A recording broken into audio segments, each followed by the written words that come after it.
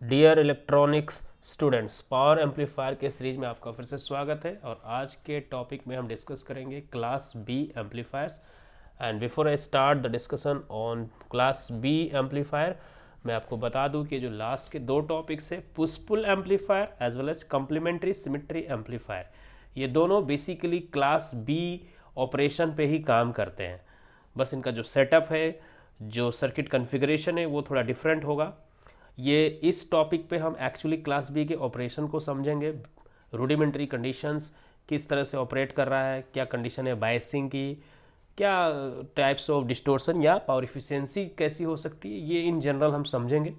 But actually जब class B के operation को सक्सेसफुल कराने के लिए हम कन्फिगर करते हैं ट्रांजिस्टर्स को, तो पुश पुल सेटअप में भी उसको हम कन्फिगर कर सकते हैं, जहाँ पे ट्रांसफॉर्मर्स का यूज किया जाएगा और सिमिलर टाइप के ट्रांजिस्टर्स, यानी दो ट्रांजिस्टर्स का बेसिकली यूज करेंगे। I tell you during this discussion कि दो ट्रांजिस्टर्स का यूज किया जाएगा। तो एक पुश का काम करेगा, पुल का। जो पुश पुल सेटअप जब बनाएंगे तो दोनों सेम टाइप के ट्रांजिस्टर होंगे, यानी दोनों के दोनों या तो आपके एनपीएन होंगे या दोनों ही आपके पीएनपी होंगे। लेकिन कॉम्प्लीमेंट्री सिमेट्री में हम लोग कुछ अलग टाइप का कुछ करेंगे। इसमें जो छोटे मोटे डिसएडवांटेज होंगे, डिमेरिट्स होंगे, उसको ओवरकम करने के लिए इसमें ट्रांसफार्मर का यूज किया जाएगा। अगले वाला जो कॉम्प्लीमेंट्री सिमेट्री है, इसमें ट्रांसफार्मर का यूज नहीं किया जाएगा और इसमें दो डिफरेंट टाइप्स के ट्रांजिस्टर्स का यूज किया जाएगा। एक एनपीएन होगा, दूसरा पीएनपी होगा, इसलिए कॉम्प्लीमेंट्री सिमेट्री का कुछ इस तरह से नाम होगा। ये जो दोनों particular type of your setup of amplifier, they will belong to the type of class B amplifier. So let's start today's class B amplifier. Okay, before I actually start the discussion on this topic, एक छोटा सा मैं आपको point दूंगा जो आपको help करेगा चीज़ों को लेकर चलने में, समझने में, कि क्लास बी एम्पलीफायर का जो ऑपरेशन होता है और क्लास बी का जो पुश पुल और कम्प्लीमेंट्री सिमेट्री भी देखेंगे दो ट्रांजिस्टर्स का यूज करके, कहीं ना कहीं रेक्टिफायर जैसा कुछ सेटअप है। आपको थोड़ा याद दिला दूं कि रेक्टिफायर में हमने देखा था कि एक सिंगल डायोड यूज करोगे तो हाफ वेव रेक्टिफिकेशन होगा, जब दो डायोड यूज करोगे तो फुल वेव रेक्टिफिकेशन होगा। एक दो डायोड यूज करते समय क्या होता है कि एक डायोड जब मेरा पॉजिटिव हाफ साइकिल को रेक्टिफाई कर रहा होता है, पॉजिटिव हाफ साइकिल के टाइम पे वो फॉरवर्ड बायस हो रहा होता है, तो दूसरा डायोड मेरा इनपुट के नेगेटिव हाफ साइकिल को लेके फॉरवर्ड बायस हो जाता है। और for both the half cycles of the input, my setup of this rectification वाला जो सर्किट है वो काम कर रहा होता है सक्सेसफुली। किसी भी particular part of the input के लिए रुकता नहीं है मेरा सर्किट, ठीक है। तो कुछ ऐसा ही क्लास बी में हम सेटअप को समझेंगे। जब basic concept of class B पढ़ेंगे तो उसमें हम समझेंगे कि मैं जो ट्रांजिस्टर है उसको इनपुट का जो सिग्नल हम दे रहे हैं for the purpose of amplification, उस इनपुट को यूज करके ही वो एक्टिव मोड में जाना है। तो यानी कि वो पॉजिटिव साइकिल मिलेगा तो ही वो एक्टिव मोड में जाएगा, जब नेगेटिव हाफ साइकिल आएगा तो ट्रांजिस्टर तो काम ही नहीं करेगा। तो कुछ ऐसा scenario will deal with this kind of things in this particular type of amplifier. मैं लिखूंगा पॉइंट्स अभी, बट उससे पहले एक माइंडसेट आपको देना चाहता हूँ, एक अप्रोच आपको मिलना चाहिए, क्योंकि आप ऑलरेडी इन चीज़ों से इंट्रोड्यूस्ड है कि क्या होता है हाफ साइकिल, क्या होता है पॉजिटिव हाफ साइकिल और negative half cycle, all this things. तो क्लास बी एम्पलीफायर कुछ रेक्टिफायर की तरह काम कर रहा होता है, ये माइंडसेट लेके आप पढ़ेंगे तो बेटर समझ में आएगा। क्लास ए में हमने क्या देखा थोड़ा और अब यहाँ पे एक डिस्कशन किया जाए कि क्लास ए में हम क्या कर रहे होते हैं, एक ट्रांजिस्टर को कंप्लीटली अच्छे तरीके से बायस कर देते हैं, ठीक है।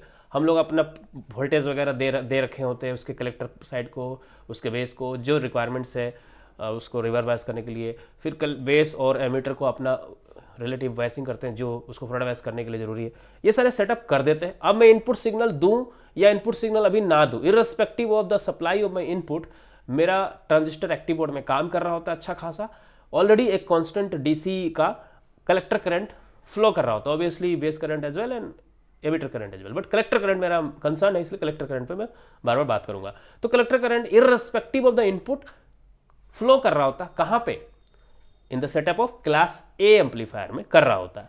मैं अगर पॉजिटिव हाफ, मैं अगर इनपुट सप्लाई देना शुरू करूँ क्लास ए एम्पलीफायर को, तो पॉजिटिव हाफ साइकिल के लिए काम करेगा, नेगेटिव हाफ साइकिल के लिए भी वो काम करेगा, क्योंकि उसको उसकी एक्सटर्नली जो हम दे रहे हैं इनपुट, उसका प्रभाव नहीं पड़ता उसके बायसिंग पे। बायसिंग तो वेल डन है उसका पहले से। लेकिन क्लास बी में यही डिफरेंट है कि क्लास बी पहले से बायस्ड नहीं है, इट इज गेटिंग बायस्ड और it is going into the biased mode और active region when my externally the input is applied. मतलब बेसिकली आप ऐसे समझो कि जो इनपुट आप दे रहे हो ट्रांजिस्टर को, ऑब्वियसली एम्पलीफायर को, जो इनपुट आप दे रहे हो ट्रांजिस्टर को, उस इनपुट को यूज करके ये खुद बायस हो रहा है और फिर उसी को एम्पलीफाई कर रहा है। तो कहीं ना कहीं हम पावर बचाने जैसा कुछ कर रहे हैं, पहले से एक पावर का खर्चा नहीं किया हमने। तो देखिएगा यहाँ पे मैं जो पॉइंट्स लिखूंगा, will discuss this important points. सबसे पहला जो इंपॉर्टेंट पॉइंट होगा ये कि कलेक्टर करंट आपका ऑब्वियसली फ्लो कब करेगा, जब आप इनपुट सप्लाई दोगे। कलेक्टर करंट नहीं फ्लो करेगा अगर आपका इनपुट सप्लाई नहीं है, मतलब बायसिंग तो पहले से है नहीं। तो मैं पॉइंट लिखूंगा, आप समझ जाइएगा कि कलेक्टर करंट जो होगा, collector current flows only during the positive half cycle, during the positive half cycle of the input signal, of the input signal। इसको समझिए कि जब मैं इनपुट देना शुरू किया, उस इनपुट के पॉजिटिव हाफ साइकिल को लेके ही वो जो आपका obviously will common emitter type से सेटअप रहता है, तो आपका जो बेस है that is kind of your input and. तो बेस को जब पॉजिटिव हाफ साइकिल मिलेगा तो वो एज ए पॉजिटिव वोल्टेज लेके एमिटर के रेस्पेक्ट में वो फॉरवर्ड बायस हो जाएगा, और कलेक्टर विल बी ऑब्वियसली उसको कम मिल रहा होगा तो रिवर्स में अकॉर्डिंगली रहेगा। तो कहने का मतलब ये है कि यू विल, मतलब आप जो बायसिंग किए हो चाहे नहीं किए हो उसका यहाँ पे इफेक्ट नहीं पड़ रहा। यहाँ पे क्या हो रहा है कि जो आप इनपुट दे रहे हो उसको लेके वो फॉरवर्ड बायस में जा रहा है और देन काम करना शुरू करे। जस्ट लाइक रेक्टिफायर में जब डायोड का पॉजिटिव हाफ साइकिल मिलता है तो डायोड फॉरवर्ड बायस में चला जाता है और फिर उसको आउटपुट दे देता है, लेकिन उसी डायोड को जब नेगेटिव हाफ साइकिल मिलता है तो डायोड रिवर्स बायस में चला जाता है और आउटपुट नहीं दे रहा होता है। तो similar kind of things are happening here, right. दूसरा पॉइंट है, सिमिलर काइंड ऑफ पॉइंट्स लिखने जा रहा हूँ, सब मिलता जुलता बात होगा बट समझने के लिए ऐसा लिखना जरूरी है कि ट्रांजिस्टर बायस की ऐसा एडजस्टमेंट किया जाता है। Transistor bias is so adjusted, इसका एक और मतलब समझिए जो ऑलरेडी मैंने बोला कि क्लास ए में क्या होता है, जब इनपुट सप्लाई नहीं दे रहे होते तो भी आपका बायस काम कर रहा होता है और हैंस आपका जो ट्रांजिस्टर है कंडक्शन मोड में काम कर रहा होता है, कलेक्टर करंट फ्लो हो रहा होता है, तो आपका वो तो वेस्टेज है ना। लेकिन यहाँ पे जब इनपुट सप्लाई दोगे, कुछ ऐसा है कि मान लीजिए कि आप एक घर में एक सेंसर लगा, आपके घर में एक लाइट है और जब भी लाइट ऑन रहता है और आप जाते हो तो पढ़ते हो फिर वापस जाते हो, तो लाइट इज ऑलवेज ऑन, आपके रूम में हमेशा लाइट ऑन है, आप रूम में रहो चाहे रूम में ना रहो। लेकिन एक्चुअली में तो उस लाइट की ज़रूरत तभी है ना जब आप उस रूम के अंदर रहो, रूम के अंदर एंटर करो। After entering the room only the requirement of light is there. तो लाइट आपका कंटिन्यूअस जल रहा है, तो वेस्टेज ऑफ पावर है एक तरह से। लेकिन आप कुछ ऐसा सेंसर लगाओ कि जैसे ही आप एंटर करो आपको सेंस करे वो कमरा और लाइट ऑन हो जाए, आप निकलो तो कैमरा सेंस करे कि आप नहीं हो और लाइट ऑफ हो जाए। तो यहाँ पे पावर इफिशियंसी आपकी बढ़ाई जा रही है।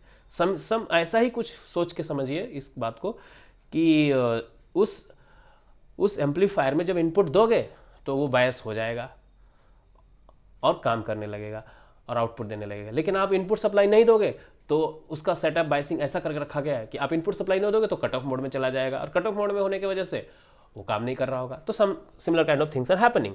Transistor bias is so adjusted, ऐसा कुछ बायसिंग करके आप रखे हो इसको पहले से कि जब आपका सिग्नल नहीं होगा तो आपका जीरो कलेक्टर करंट फ्लो हो रहा होगा, ठीक है। Transistor bias is so adjusted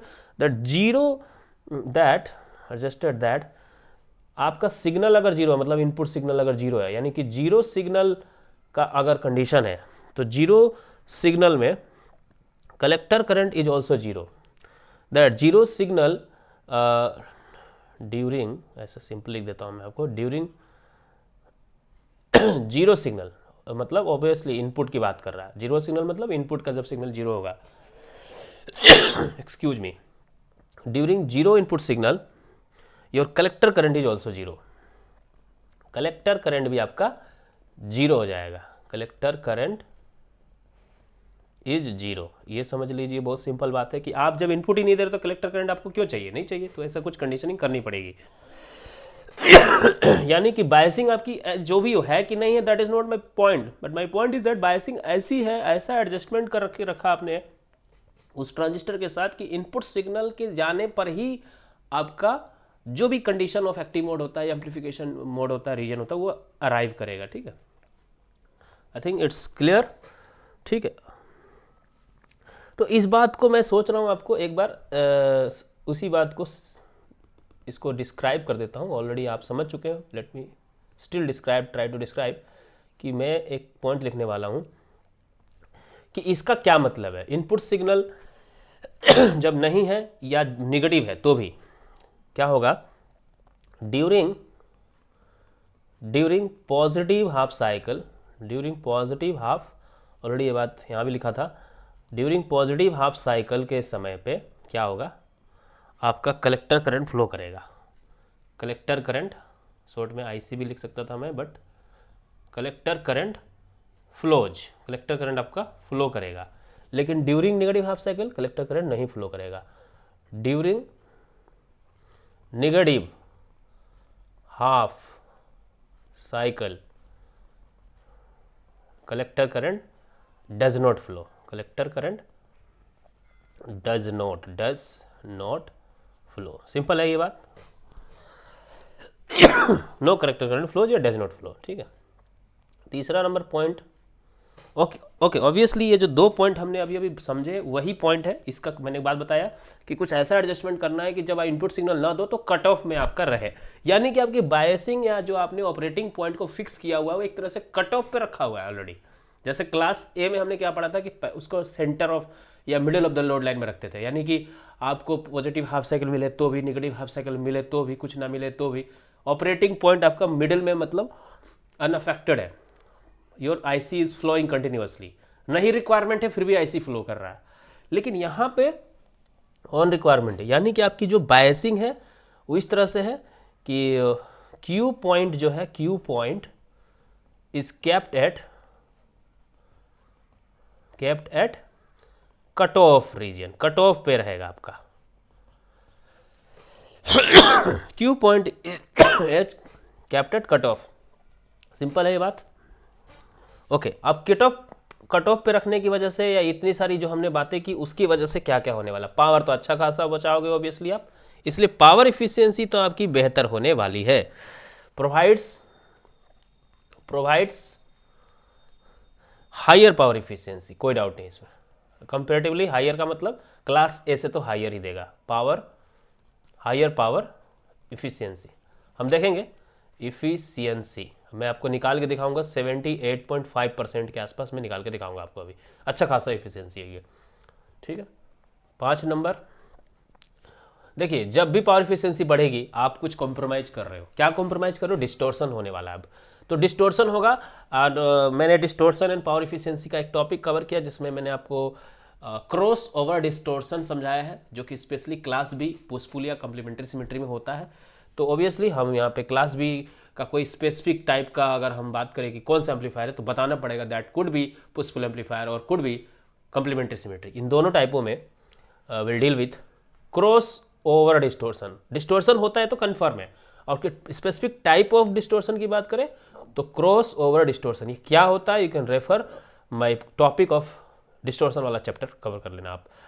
distortion इसमें होगा, क्या होता है ये उसमें बने बताया हुआ है। तो अब देखिए वही वाली बात जो पहले बता चुका हूं मैं कि चूंकि एक एम्पलीफायर आप एक एम्पलीफायर के सेटअप में एक ट्रांजिस्टर अगर आप यूज करोगे तो फिर आपका सिर्फ पॉजिटिव के लिए देगा, निगेटिव के लिए देगा नहीं। तो ऐसे को डील करने के लिए हमें 2 ट्रांजिस्टर का सेटअप यूज करने पड़ेगा। सो इसलिए मैं वो लाइन लिख देता हूं, such amplifiers are mostly use, already introduction में ये बात बताई थी कि हम लोग क्या करते हैं, पुश पुल या इस तरह से करते हैं। ये भी क्लास बी है, ये भी क्लास बी है, ठीक है। तो वही चीज़ लिखने जा रहा हूँ, such amplifiers are mostly used for power amplification, already obvious सी बात है, for power amplification in push pull और कंप्लीमेंट्री, शॉर्ट में लिख देता हूँ सिमेट्री अरेंजमेंट। इस तरह के अरेंजमेंट में हम लोग यूज करते हैं, मतलब हमेशा 2 ट्रांजिस्टर्स का यूज किया जाएगा। ये बात तो क्लियर होनी चाहिए, 2 ट्रांजिस्टर्स, नंबर संख्यांश की बता दें, क्योंकि क्लास ए में सिर्फ एक तरह का ट्रांजिस्टर का यूज किया गया था। तो इस तरह का अरेंजमेंट करने से फायदा क्या होगा, 2 ट्रांजिस्टर का यूज किया जाएगा, और 2 ट्रांजिस्टर होने से क्या होगा, 1 ट्रांजिस्टर जो होगा बिल्कुल फुल वेव रेक्टिफायर की तरह काम करेगा। 1 ट्रांजिस्टर आपका जो होगा वो पॉजिटिव हाफ साइकिल के साथ डील करेगा और दूसरा जो सेकेंड ट्रांजिस्टर होगा वो नेगेटिव हाफ साइकिल के लिए, मतलब एक पॉजिटिव एक इसमें गया तो एक इसमें, दोनों साइकिल्स मेरे डील होंगे। बट हमने जो कॉन्फ़िगरेशन बेसिक समझा इस तरह का सा लगा कि सिर्फ हाफ वेव को ही रेक्टिफाई करेगा, हाफ वेव को ही एम्पलीफाई करेगा, लेकिन यहाँ पे फुल वेव आपका एम्पलीफिकेशन होगा because you are using 2 transistors actually. ठीक है, पॉजिटिव साइकिल को, पॉजिटिव हाफ साइकिल को एक एम्पलीफाई करेगा, दूसरा नेगेटिव हाफ साइकिल को कर रहा होगा। ठीक है, तो इस तरह से आपके पूरे एम्पलीफिकेशन आपका होता रहेगा। Don't worry for the fact कि सर मेरा एम्पलीफिकेशन तो हो नहीं पाया पूरा, ऐसा कुछ है नहीं। तो अब देखिए मैं आपको मोर और लेस इसके जो ग्राफ को समझाने की कोशिश करूँगा। देखिए ये आपका एज यूजुअल क्लास ए को आप रेफ़र करना, क्लास ए एम्पलीफायर को डिस्क्राइब किया हुआ है, उसी के बेसिस पे मैं इसको भी जल्दी से समझाने वाला हूँ आपको। ठीक है, सी दिस, ये ग्राफ समझिएगा, ये मैंने ले लिया एक बेसिक, ये जो हॉरिजॉन्टल एक्सिस हो गया, ये मेरा वर्टिकल एक्सिस हो गया। देखिए मेरा जो VCE होता है वही उसी के अलोंग में अपना कोशिश करता हूँ, मेरा आउटपुट एक तरह से है। How this is my output, ये सब ट्रांजिस्टर के बेसिक्स को रेफर करना। और अगर आप बहुत ज़्यादा बेसिक नहीं जाना चाहते तो क्लास ए एम्पलीफायर का मेरा क्लास आप रेफर कर लेना। इधर मैं IC को दिखाता हूँ और ये मेरा है लोड लाइन। तो मेरा जो नॉर्मली जो कट ऑफ रीजन होता है, ओबियसली यहाँ मेरा कट ऑफ रीजन होगा, तो ये कट ऑफ पॉइंट है मेरा कट ऑफ, और यहीं पे मैंने अपना Q पॉइंट को सेलेक्ट किया हुआ है। ठीक है, Q पॉइंट को यहाँ सेलेक्ट किया हुआ। इसका मतलब क्या है कि आपका बाय डिफ़ॉल्ट अंदर DC कंडीशंस आप कट ऑफ मोड में हो, आप कुछ ऑपरेट नहीं कर रहे हो। आप आपका देखो ये हॉरिजॉन्टल लाइन पे आपकी IC की वैल्यू 0 है ना, IC की वैल्यू 0, और पूरा का पूरा आपको VCC, यहाँ पे VCC जो पूरा वोल्टेज बाइसिंग आपने दे रखा होगा उसको, आपके कलेक्टर को, वो पूरा का पूरा आपका प्राप्त हो रहा होगा आपको यहाँ पे। ठीक है, क्योंकि आपका कुछ कंज्यूम ही नहीं हो रहा है। तो इस तरह का कुछ आपने बाइसिंग कर दी है। अब अगर आप देना चाहोगे इस पे इनपुट सप्लाई, ठीक है, तो इनपुट सप्लाई दोगे तो कहने का मतलब है कि जब आप इनपुट सप्लाई दोगे तो आपका जो पॉजिटिव हाफ साइकिल होगा इनपुट सप्लाई का, सिर्फ वो वाला हिस्सा मैं फिलहाल इसमें समझाने के लिए दिखाऊंगा कि वो उसके लिए कलेक्टर करंट फ्लो करेगा। जब नेगेटिव हाफ साइकिल आएगा तो कट ऑफ में है, तो कहाँ से फ्लो करेगा। तो एक ट्रांजिस्टर के पॉइंट ऑफ व्यू से हमको ग्राफ समझाऊंगा।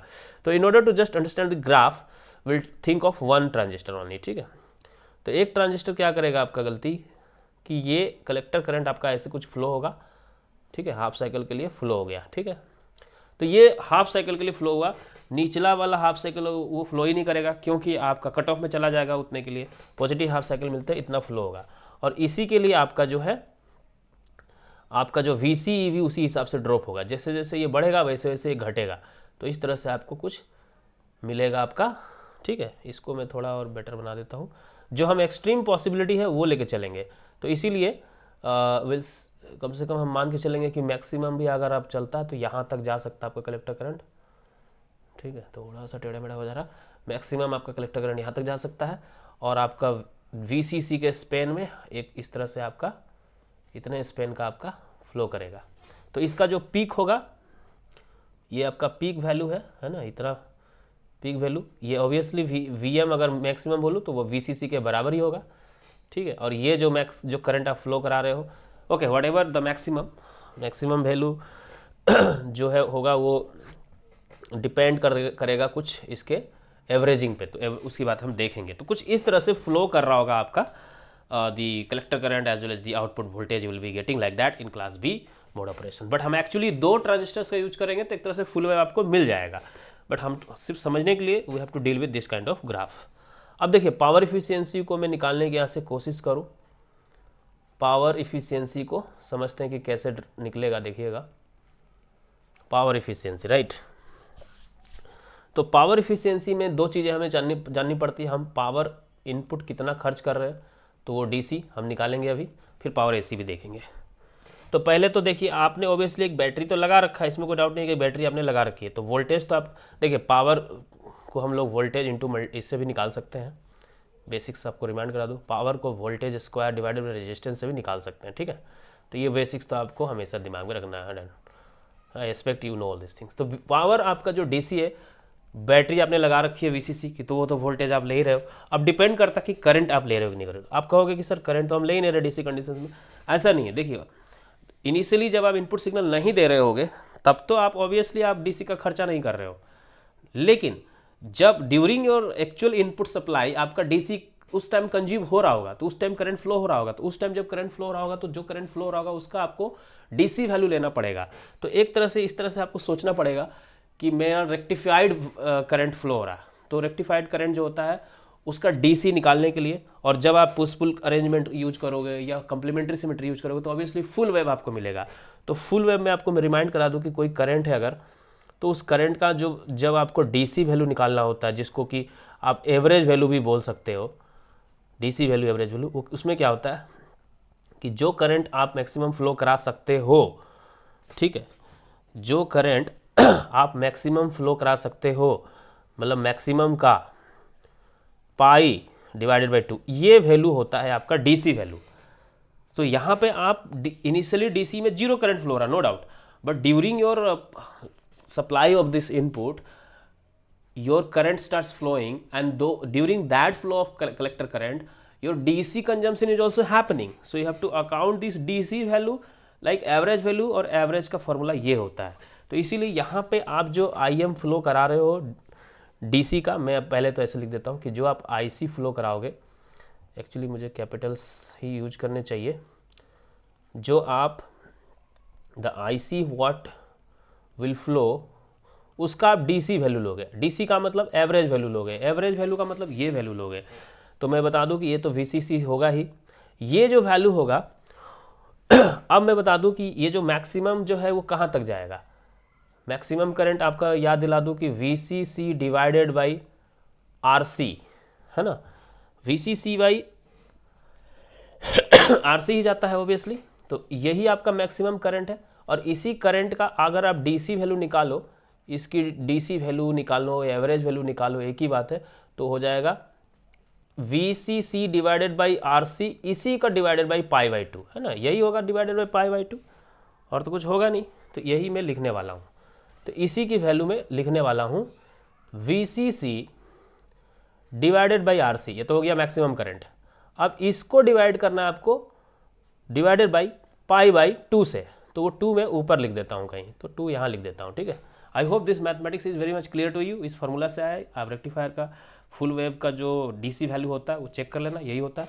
तो इसको अगर आप सिंप्लीफाई करोगे तो दिस विल बिकम 2 संख्या जो है लिख देता हूँ। पहले थोड़ा सा इसको साफ कर लेता हूँ, थोड़ा सा it's not good looking good. So ये 2 है, ये 2 कैसा है, पाई बाई 2 का 2 ऊपर चला गया, ये जो पाई बाई 2 का 2 ऊपर चला गया। करंट को मैंने वोल्टेज बाई रेजिस्टेंस के टर्म्स में कन्वर्ट कर दिया। आपका जो आईसी मैक्सिमम फ्लो होगा, जो ऑब्वियसली एम क्या है मैक्सिमम, ये वाला एम क्या है मैक्सिमम है ना, वो क्या होगा आपका maximum voltage possible divided by resistance. तो वही चीज़ मैंने लिखा VCC बाई RC, सिंपल है। 2 VCC square divided by RC, ये आप मार्क करके लिख दो, ये आपका हो गया पावर इनपुट जो आपने DC में खर्चा किया, ठीक है, ये आपने DC में खर्चा किया, ठीक है।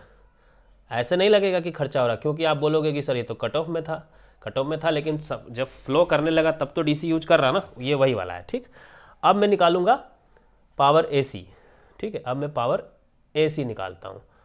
पावर जो आउटपुट में आप ले रहे हो AC, ये बहुत सिंपल है। ये देखिए क्या होगा, ये हम क्या कर रहे हैं, ये आपका आउटपुट में आप ले रहे हो ऑब्वियसली, ये वाला देखिए, ये वोल्टेज ये वाला, और फुल वेव के पॉइंट ऑफ व्यू से देखो तो ये भी कुछ फुल वेव की तरह आपको मिलेगा ऑब्वियसली। जब पुश पुल और कंप्लीमेंट्री सिमेट्री अरेंजमेंट करोगे तो फुल वेव मिलेगा आपको। तो इसका भी फुल वेव का जो पावर होता है वो सिंपली होता है P इज इक्वल टू आपका जो मैक्सिमम वोल्टेज है उसको उसका RMS लोगे, फिर उसका स्क्वायर करोगे और उसको R से डिवाइड करोगे, सिंपल ये formula. Power is equal to voltage square by R, लेकिन वोल्टेज अगर AC हो तो उसका डिवाइडेड बाई √2 कर दोगे, क्योंकि RMS लेना पड़ेगा आपको। तो उसके लिए मैंने √2 किया, उसका स्क्वायर किया, समथिंग लाइक। और VM is nothing but your VCC only. ये जो VM है देख लो, VM मतलब मैक्सिमम पीक इसका जो है वो ये VCC यहाँ तक तो जा रहा ना, इसके बराबर ही है। जिस तरह से इसका जो पीक था वो था VCC डिवाइडेड बाई RC, उसी तरह से इसका जो पीक है वो VCC, ये करंट है इसलिए VCC बाई RC, ये वोल्टेज इसलिए VCC सिंपली। तो ये VCC पहले तो मैं सिंपल लिख देता हूँ इसको, VM डिवाइडेड बाई √2 का स्क्वायर डिवाइडेड बाई RC। इसको मैं VM की जगह पुट कर सकता हूँ VCC बाई √2। तो VCC बाई √2 का स्क्वायर करूँगा तो VCC स्क्वायर हो जाएगा और √2 का 2 हो जाएगा और ये RC बन जाएगा। तो ये हो गया आपका AC वाला पावर जो आपने लागत मतलब सॉरी आउटपुट में लिया, ये आपका AC वाला पार्ट हो गया। ठीक है, सॉरी ये तो मैं थोड़ा सा, ये AC वाला हो गया, इसको भी मार्क कर लीजिए आप। और दोनों का रेशियो आप ले लोगे तो आपकी मिल जाएगी पावर इफिशियंसी, राइट। ये आपका हो गया AC power.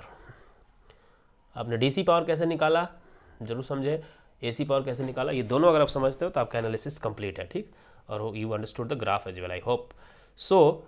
Late us now finally try to get the power efficiency. तो पावर इफिशियंसी यानी ईटा इज इक्वल टू हो जाएगा P आउटपुट जो कि AC होगा डिवाइडेड बाई P इन जो कि DC होगा। इन दोनों वैल्यू को मैंने निकाल के रखा हुआ है यहाँ पे, तो दोनों वैल्यू को मैं यूज करने वाला हूँ। देखिए पहले VC ये ले लूँगा, पहले this one VCC square divided by 2RC, VCC square divided by 2RC और डिवाइडेड बाई इसका डिवाइड करूँगा ये 2 VCC स्क्वायर बाई RC। तो मैं क्या करूँगा, डिवाइड करने का मतलब इसको रेसिप्रोकेट कर दूंगा। तो इसका जो 2RC नहीं, इसमें क्या वैल्यू था, सॉरी आज सॉरी एक जो मैंने यहाँ छोटा सा मिस्टेक किया है, मिस्टेक नहीं मिस किया है, ये जो पाई था मैंने छोड़ दिया था। तो ये जो पाई है वो यहाँ मुझे लिखना चाहिए था, दिस पाई है ना। देखो VCC स्क्वायर 2 VCC स्क्वायर सब कुछ ठीक था, sorry for my missing. RC पाई भी तो रहेगा यहाँ पे, पाई मैं कैसे भूल सकता हूँ, सॉरी फॉर माई मिस। सो ये पाई यहाँ पे आ गया। ठीक है, तो ये जो था अब मैं इसको पुट करूँगा, पाई RC ऊपर चला जाएगा, तो पाई RC मेरा ऊपर चला गया राइट और ये नीचे हो जाएगा पाई RC मेरा सॉरी एक मिनट, हाँ तो मेरा सही हो जाएगा VCC square divided by 2RC मेरा ऊपर, और ये इसके नीचे, तो पाई RC ऊपर चला जाएगा, नीचे आ जाएगा 2 VCC स्क्वायर, यानी नीचे आ जाएगा 2 VCC स्क्वायर। तो अगर आप ध्यान से देखो तो VCC square cancel, RC cancel, will be left with pi divided by 4, right. Pi divided by 4 हो जाएगा मेरा। तो ईटा के जो वैल्यू आएगी वो पाई डिवाइडेड बाई 4 आएगी। अगर इसको आप न्यूमेरिकल एग्जैक्ट वैल्यू निकालने की कोशिश करो, एग्जैक्ट तो कभी नहीं आएगा, इसका जो वैल्यू आएगा वो 7.785 के आसपास आएगा अगर आप मैथमेटिक्स करते हो। And if you convert it in percentage, आप 100 से मल्टीप्लाई कर दोगे, सो ईटा बिकम 78.5%। तो देखो अच्छा खासा आपको एक एफिशिएंसी यहाँ पे मिल गया है। तो इसकी एफिशिएंसी कैसे निकालनी है, ये तो एक मैथमेटिक्स की पार्ट हो गई एफिशिएंसी निकालने का, बट मैं ये बताना चाहूँगा आपको कि ये जब आप एफिशिएंसी निकालते हो आप वेल अंडरस्टैंड कर रहे होते हैं इसके पूरे प्रोसेस को भी, कि how it is actually functioning and operating. So this was how we tried to understand the operation of class B amplifier, and हम ये भी जान पाए कि class B एम्पलीफायर में बेसिकली दो टाइप के एम्पलीफायर हम डील करेंगे, पुश पुल, और इसके सर्किट डायग्राम को और सर्किट एनालिसिस को हम इन चैप्टरों में कवर करने की कोशिश करेंगे। And maybe before that class A B जो कि ए और बी का एक कॉम्प्रोमाइज़ होगा वो पढ़ने की कोशिश करेंगे, और क्लास सी जो कि और ज़्यादा कट ऑफ के नीचे बायसिंग करने को एक टाइप ऑफ एम्पलीफायर बनाने का एक तरीका होगा। So we'll deal that also in the next classes. Thank you today.